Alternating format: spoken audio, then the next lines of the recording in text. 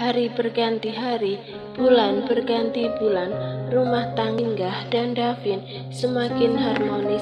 Lika-liku kehidupan telah mereka lalui. Semakin hari, kebahagiaan menyelimuti keluarga kecil mereka. Pukul 11 malam, Singgah baru berhasil menidurkan Oliver lagi setelah minum obat yang diberikan dokter 3 jam yang lalu. Saat bersama ibunya, Oliver memang tidak terlalu rewel, tapi selalu ingin ditemani. Singgah menggendong Oliver, memindahkannya dari kamarnya ke kamar utama. Begitu memasuki kamar tersebut, Singgah cukup heran melihat Davin sudah terlelap di atas kasur sambil bergelung selimut. Terdengar rintihan dan ikauan Davin membuat Singgah merasa terkejut sekaligus khawatir. Lebih dulu Singgah menaruh Oliver ke dalam box bayi, lalu bergegas mendekati Davin dan duduk di sebelahnya. "Dev, kamu kenapa?" tanya Singgah lembut seraya mengusap pipi suaminya. Ia kaget karena suhu tubuh pria itu terasa tinggi. Tubuh Davin menggigil. "Ya Tuhan, kamu demam." Singgah segera beranjak untuk mengambil obat penurun panas. Namun ikauan Davin kembali terdengar, membuat langkah Singgah terhenti di ambang pintu. "Singgah, jangan pergi. Temani aku di sini." Akhirnya, Singgah kembali duduk di samping Davin. Diraihnya tangan Davin yang kokoh tapi terasa panas itu. Ia menggenggamnya, menatap mata Davin yang perlahan-lahan terbuka. "Jangan pergi," bisik Davin lagi dengan suara parau. Singgah menaruh tangannya yang terbebas di pipi Davin. "Aku cuma mau ngambil obat sebentar." "Kamu demam, harus minum obat penurun panas, Dev," kata Singgah tanpa menyembunyikan kekhawatirannya. Davin menggeleng. Ia menggenggam tangan Singgah dengan erat. "Tetap temani aku di sini. Suruh Arum saja yang mengambil obat." Suara Davin terdengar sedikit merajuk. Singgah menghela nafas pelan. Saat ini ia seolah-olah melihat sisi baru dari diri Davin. Sisi yang baru kali ini Davin tunjukkan. Davin yang memiliki harga diri tinggi dan gagah itu kini terlihat seperti seorang anak kecil yang sedang merengek kesakitan. "Baiklah, aku telepon bibi saja kalau begitu." Singgah mengalah. "Tunggu sebentar ya, aku mau ngambil HP dulu. Jangan lama-lama." "Iya." Singgah beranjak mengambil ponselnya dari atas meja. Ia menelpon Arum sambil kembali ke samping Davin. Tak lama kemudian Arum datang membawa nampan berisi segelas air putih dan obat yang diminta Singgah, lalu pamit keluar lagi. Setelah memastikan Singgah tidak membutuhkan bantuannya lagi, dengan hati-hati Singgah membantu Davin duduk dan memakan obatnya. "Kan, apa aku bilang tadi, kamu nekat hujan-hujanan, jadi ujung-ujungnya sakit begini," gerutu Singgah dengan cemas. "Kamu bikin aku khawatir." Bibirnya memberengut. Davin kembali merebahkan tubuhnya dan menggenggam tangan Singgah erat, memeluk tangan itu di depan dada. "Terima kasih sudah mengkhawatirkanku, sayang," gumam Davin dengan kelopak mata yang kembali menutup. Tubuhnya masih menggigil. "Nggak apa-apa, aku sakit, asalkan kamu enggak." Mata Singgah berkaca-kaca mendengar ucapan suaminya yang terdengar tulus itu. Ia menunduk, mendaratkan kecupan ringan di kening Davin, lalu ia tatap wajah itu dengan penuh kasih sayang. Sesekali Singgah menyeka keringat dingin yang mulai bermunculan di dahi pria itu menggunakan tisu. "Sayang, tidurlah dan peluk aku," gumam Davin lagi. Kantuk yang sempat menyerang Jingga kini pergi entah kemana. Setelah melihat kondisi Davin, Jingga pun mematikan lampu utama dan menggantinya dengan lampu tidur, lalu merebahkan tubuhnya di samping Davin. Setelah sebelumnya sempat mengecek kondisi Oliver, kini ia harus merawat dua prianya yang sama-sama sedang sakit. Davin segera membenamkan wajahnya di dada Jingga dan memeluknya erat. "Jangan pergi selama aku tidur," Davin kembali bergumam. "Tetap di samping aku." "Iya, aku gak akan meninggalkanmu, Dev." Jingga balas memeluk Davin, mengusap-usap punggung dan kepala bagian belakangnya untuk memberikan ketenangan pada pria itu. Dan akhirnya semalaman itu kualitas tidur Jingga cukup buruk. Ia tidak bisa tidur nyenyak karena Davin yang sesekali merintih sambil mengigau membuatnya terbangun dan cemas. Ternyata obat yang Davin telan tadi malam hanya membuat panasnya turun selama beberapa jam saja. Keesokan paginya suhu tubuh Davin kembali meningkat. Tubuhnya menggigil. Dia terlihat jauh lebih menderita daripada tadi malam, membuat Jingga semakin khawatir dan panik. Alhasil, Jingga memutuskan memanggil Dokter Indra pagi itu. Jingga cukup sibuk. Ia harus menemani Davin yang tidak mau ditinggalkan, tapi di saat yang sama ia juga harus merawat Oliver. Beruntung Oliver tidak rewel. Dia hanya menangis ketika perutnya lapar atau posisi tubuhnya tidak nyaman. Pak Davin itu terbilang cukup jarang sakit, apalagi demam. Makanya sekalinya beliau demam, reaksinya mungkin akan berlebihan, jelas Dokter Indra setelah selesai memeriksa dan menyerahkan obat untuk Davin kepada Jingga. "Iya dok, saya pikir juga begitu." Jingga menghela nafas panjang. Ia merasa bersalah karena Davin sakit akibat berkorban demi dirinya kemarin sore. Jingga mengucapkan terima kasih pada Dokter Indra sebelum akhirnya dokter itu pamit pergi. "Dev, aku mau masak sup dulu buat kamu sarapan ya," ucap Jingga dengan lembut seraya mengelus sudut bibir Davin yang setengah terlelap itu. "Kamu harus makan dulu soalnya sebelum minum obat." Davin mengangguk lemah, "Tapi jangan lama-lama." "Iya, sebentar doang kok." Jingga membetulkan letak selimut Davin ke atas dada, lalu menghadiahkan kecupan ringan di pipi sang suami sebelum ia berdiri. "Sayang," panggil Davin seraya menggenggam tangan Jingga, membuat Jingga urung untuk pergi. "Iya, Dev, kamu butuh sesuatu." Mata Davin perlahan terbuka, menatap Jingga dengan tatapan yang seolah-olah ia adalah lelaki paling menderita di dunia. "Kalau aku mati, kamu jangan menikah lagi ya.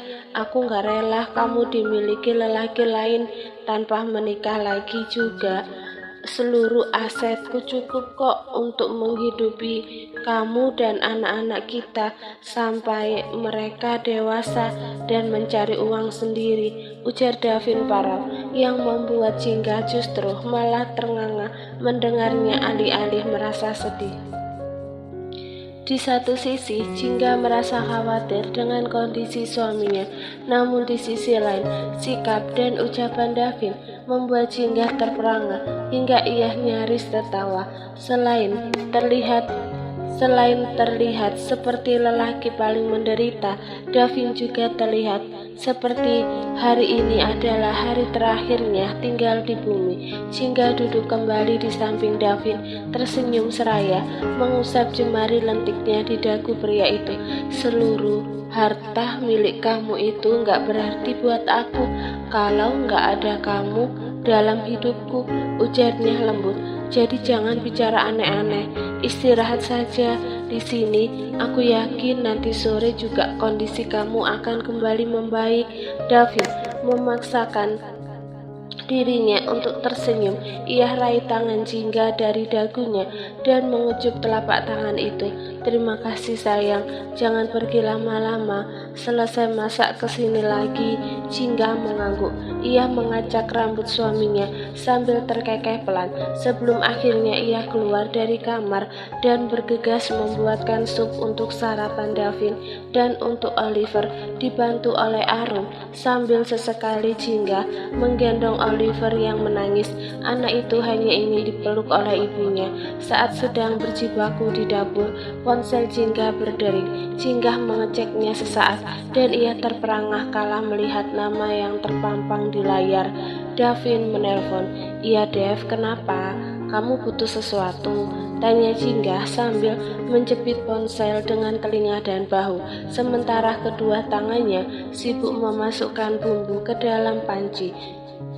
Arum baru selesai mengaduk sarapan Oliver. Sayang, kenapa lama sekali? Davin bertanya di seberang sana dengan tidak sabaran, membuat Jingga secara otomatis melirik ke arah jam dinding. Aku baru setengah jam di sini loh. Jingga terkekeh kecil. Sabar, sebentar lagi ya. Ini supnya belum selesai aku bikin. Ya sudah, jangan lama-lama. Jingga bergumam sebelum mematikan sambungan telepon dan menaruh ponsel di atas meja makan. Ia tertawa sendiri dengan sikap Davin yang benar-benar seperti anak kecil, padahal Davin hanya ditinggalkan ke dapur, bukan keluar kota. Kehadiran Bu Jingga sepertinya membuat Pak Davin merasa nyaman ya, komentar Arum sambil tersenyum dan menuangkan makanan Oliver ke dalam mangkok kecil. Ya, mungkin sekarang dia seperti anak kecil, bahkan lebih rewel dari Oliver. Jingga tertawa pelan. Dulu, waktu saya masih bekerja paruh waktu di sini, saya pernah melihat Pak Davin sakit, lanjut Arum. Tapi waktu itu beliau menghadapi sakitnya sendirian, padahal pernah juga sakitnya lebih parah dari sekarang. Kadang-kadang waktu itu saya merasa kasihan, tapi saat saya akan menghubungi keluarga Pak Davin, beliau suka melarang. Penjelasan Arum membuat Jingga terdiam sejenak. Davin yang ia kenal memang tidak suka menunjukkan kelemahannya kepada orang lain, termasuk keluarganya sendiri. Mungkin karena itulah Davin melarang Arum memberitahu keluarganya. Sambil menunggu sup matang, Jingga menyuapi Oliver. Meski sedang sakit, akan tetapi Oliver tetap makan dengan lahap. Sesekali Jingga mengisi perutnya sendiri dengan sepotong roti yang diolesi selai stroberi. Hingga tak lama kemudian Jingga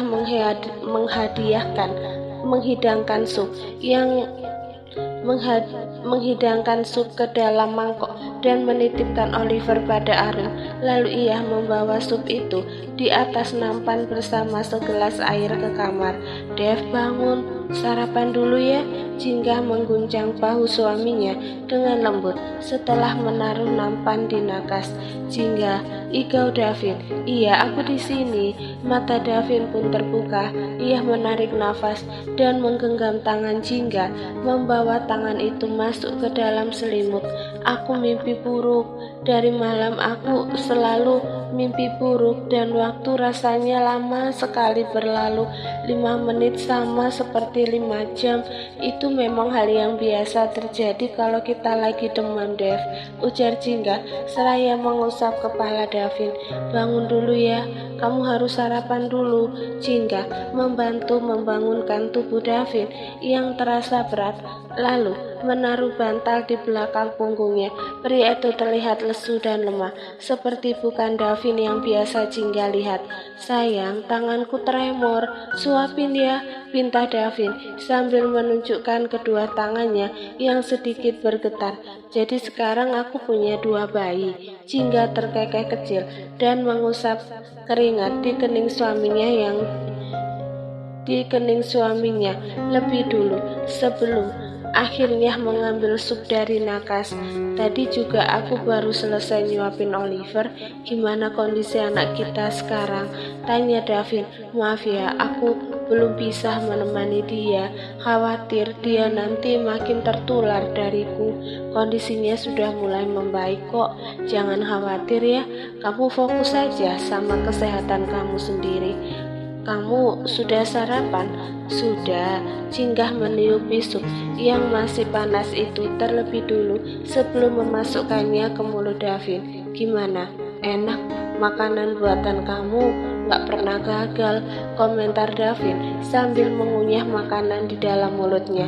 Mata Cinggah mengerling. Lagi sakit tapi sempat-sempatnya ya menggombal. Yang sakit kan fisikku, bukan hati aku sayang. Cinggah tertawa. Davin tersenyum. Keduanya melanjutkan obrolan ringan mereka, atau lebih tepatnya Cinggah yang lebih banyak bicara, hingga akhirnya Davin berhasil menghabiskan sarapannya lalu memakan obat. Davin meminta diantar ke kamar mandi oleh Cinggah. Tubuhnya semakin menggigil saat menyentuh air dingin. Ia kembali ke kasur bergelung selimut dan menahan Cinggah agar jangan pergi. Sayang, temani aku gak mau ditinggal sendirian, pinta Davin dengan penuh permohonan. Davin menggigil dan tampak gelisah. Keringat dingin bercucuran di kening dan pelipis. Cinggah khawatir melihatnya. Ia akhirnya merebahkan tubuhnya di samping Davin, lalu memeluknya di depan dada seperti memeluk anak kecil, menjadikan lengannya sebagai bantal kepala Davin. Hembusan nafas panas Davin terasa menerpa dada Cinggah hingga pria itu merasa nyaman dan nafasnya mulai teratur.